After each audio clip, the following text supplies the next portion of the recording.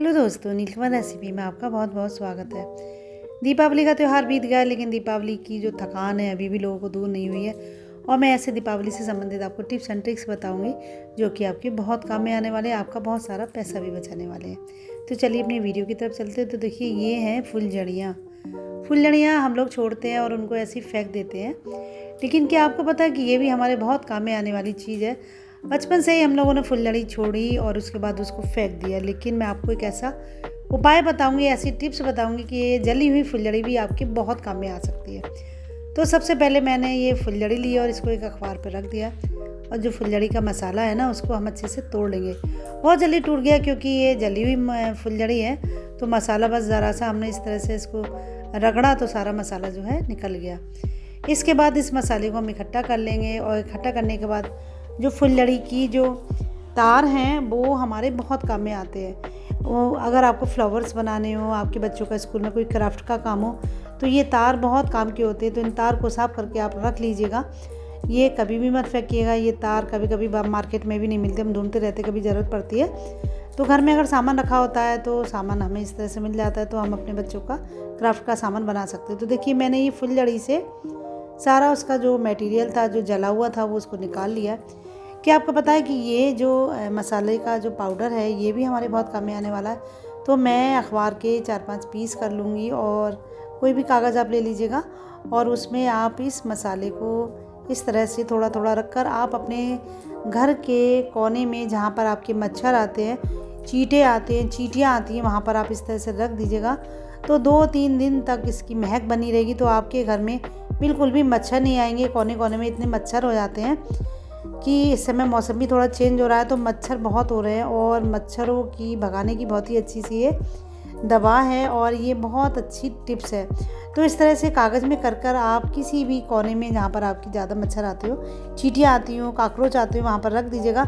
इनकी 2 से 3 दिन तक बहुत ज़्यादा गंध बनी रहती है, जिसकी वजह से आपके कोई भी कीड़े मकोड़े घर में प्रवेश नहीं कर पाएंगे। तो ये बहुत अच्छी टिप्स है। इसके बाद 4 से 5 दिन बाद इसको आप फेंक दीजिएगा, उसके बाद ये किसी काम की नहीं। लेकिन ये बहुत ही अच्छी टिप्स है। अगली बार आप जब भी दीपावली पर फुलझड़ी जलाएं, इस तरह से उसका मसाला निकाल कर आप अपने घर के कोने कोने में रख दीजिए, आंगन में रख दीजिएगा। आंगन में बहुत सारे कीड़े मकोड़े आते हैं, बालकनी में भी मच्छर वगैरह आते हैं, तो इस तरह से आप रख देंगी तो आपका ये बहुत ही अच्छी सी टिप्स, आपके कीड़े मकोड़े दूर हो जाएंगे।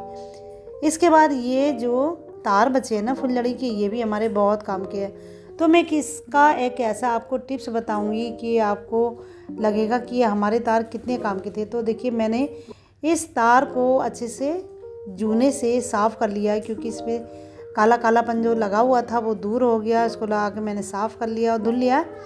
इसके बाद इस तार को हम इस तरह से मोड़ेंगे कि एस की शेप बन जाए। देखिए, इस तरह से मैंने आगे से गोल मोड़ा। इसके बाद इसको नीचे लाते हुए हम इसको इस तरह से मोड़ेंगे कि एस की शेप बन जाएगी। तो ये एक तरह से बन जाएगा, कुंदा नहीं होते हैं, जैसे कुंदे लटके होते हैं, तो ये बहुत अच्छा सा एकदम एस की शेप में कुंदा सा बन गया। और ये कुंदा हमारे बहुत काम में आने वाला है। और देखिए, इस तरह से हम इसको खींचेंगे तब भी ये हल्का नहीं है, और ये बहुत ही मजबूत एस बना है। तो देखिए, इस तरह से मैं सारे तार का एस शेप में बना लूँगी, और इस तरह से ये तार जो है बनकर बहुत ही मजबूत हो गया। और ये एकदम से बिल्कुल हल्का नहीं है, जैसे हल्के तार होते नहीं हैं, उस तरह से तार नहीं है। ये बहुत ही मजबूत तार है। ये हम इसको फेंक देते हैं। तार हम बहुत जगह काम में ले सकते हैं, जैसे कहीं पे किसी भी बर्तन स्टैंड में, कहीं पे भी हमें तार की ज़रूरत होती है, तो हम इस तार को वहाँ पर लगा सकते हैं। इस तार को हमें फेंकना नहीं चाहिए, इसको हम अक्सर फेंक ही देते हैं। तो ये तार हमारे इस तरह से बहुत काम में आने वाला है। तो देखिए, मैंने इस तरह से कई तार की एस शेप में बना लिया है। अब मैं आपको बताऊंगी कि हम इसका क्या कर सकते हैं। इसका हम जो है कुंडे के रूप में इस्तेमाल कर सकते हैं, कहीं पे हमें कुछ सामान टांगना हो वहाँ पे इस्तेमाल कर सकते हैं। तो देखिए, कितने सारे ये मैंने ये बना लिए हैं।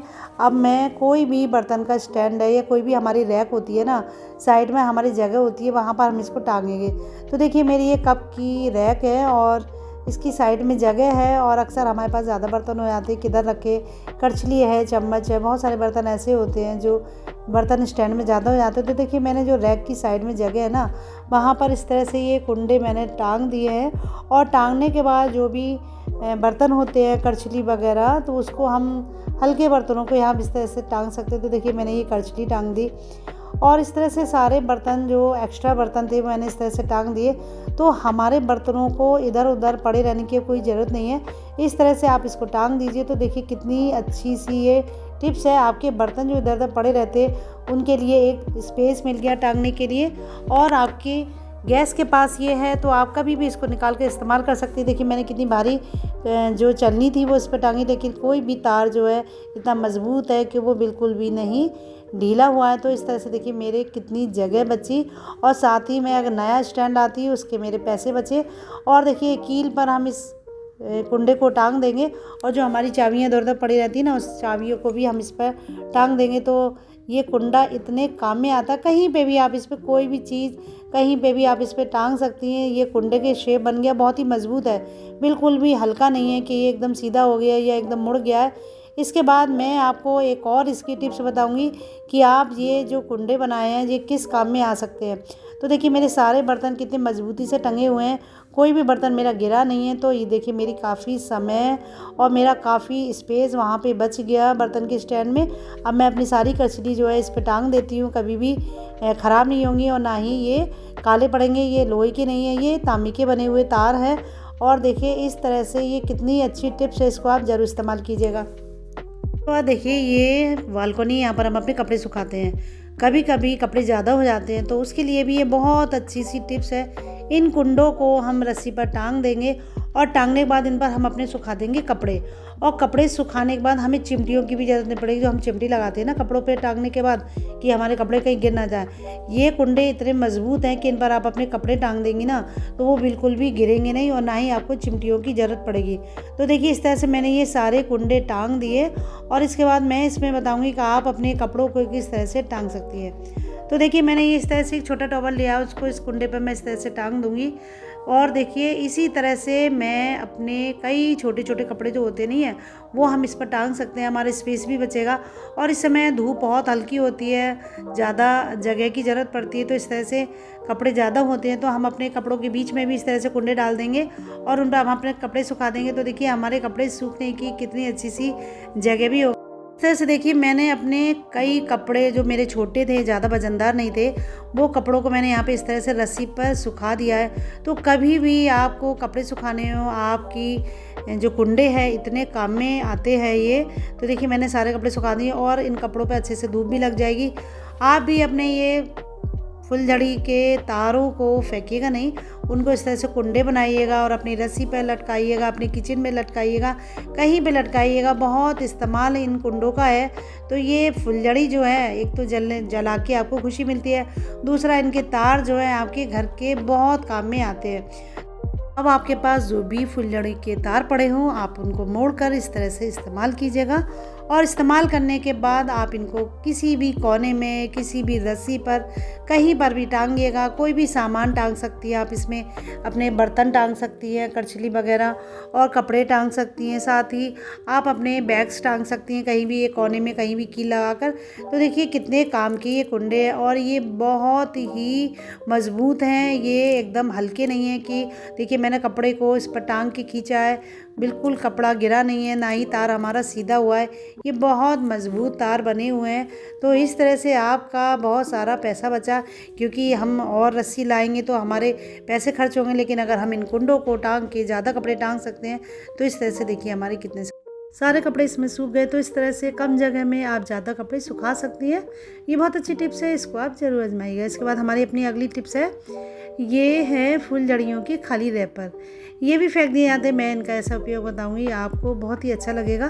तो देखिए मैंने एक फुलझड़ी इस तरह से काट ली, इसके 2 चौड़े भाग निकले और 2 पतले निकले हैं। तो इसी तरह से हम अपने सारे जो रैपर हैं ना इनको सबको इस तरह से काट लेंगे। तो देखिए किस तरह से ये चौड़े भाग जो हैं इनको भी हम 20 से 2 से 3 भाग में काट लेंगे।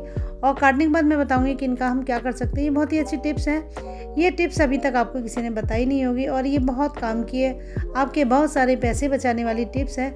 तो देखिए इस तरह से मैंने इस चौड़े भाग को कई पीस में काट लिया है। तो देखिए इस तरह से कितने सारे पीस हमारे पास इकट्ठे हो गए। तो ये हमारे बहुत काम की चीज़ है।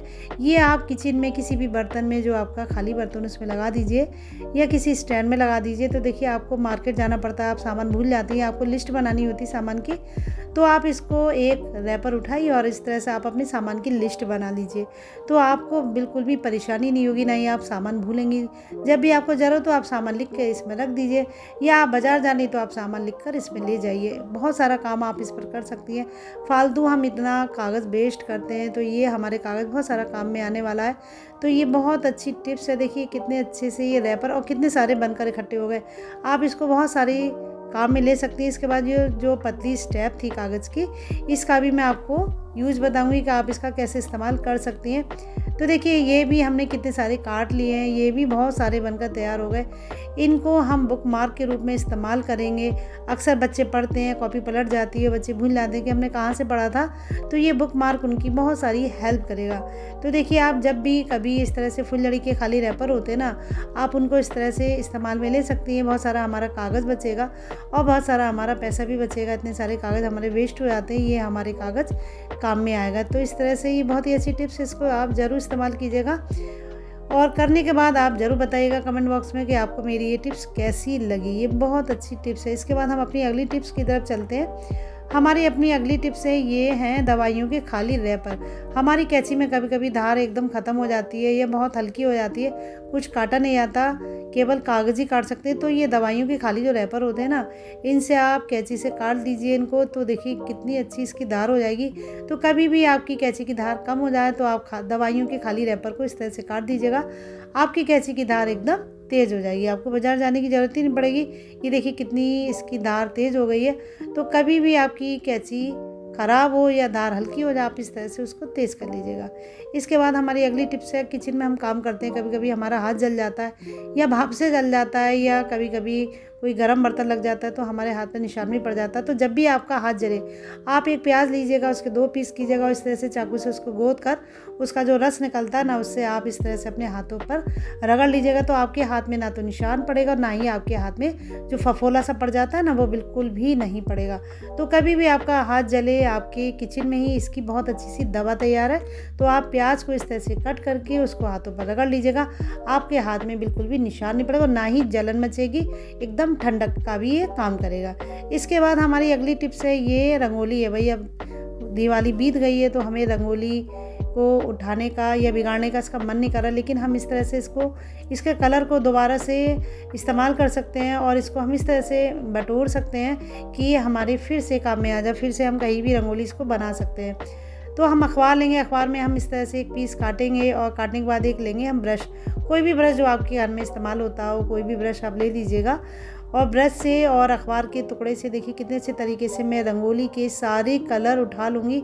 मेरा कोई भी कलर मिलेगा नहीं, आपस में मिक्स नहीं होगा, और इस कलर को मैं अगली बार इस्तेमाल कर लूँगी, या घर में दोबारा मुझे कभी भी रंगोली बनानी होगी उस रंगोली में ये कलर मैं इस्तेमाल कर लूँगी। तो देखिए मैंने कागज़ में इस तरह से ब्रश से कलर कर लिया और मैं सारे कलर बिल्कुल अलग अलग बटोर लूँगी और मेरा कलर जो है एक भी मिलेगा नहीं। तो देखिए मैंने इस तरह से अखबार में ब्रश की हेल्प से ये कलर कर लिया है। तो आप भी अगर अपनी रंगोली को हटाएंगी तो इस तरह से हटाइएगा कि आपके सारे कलर जो है ना फिर से इस्तेमाल में आ जाए, क्योंकि हम इतनी मेहनत से रंगोली बनाते हैं और फिर उसको हम धुल देते हैं तो बहुत दुख होता है।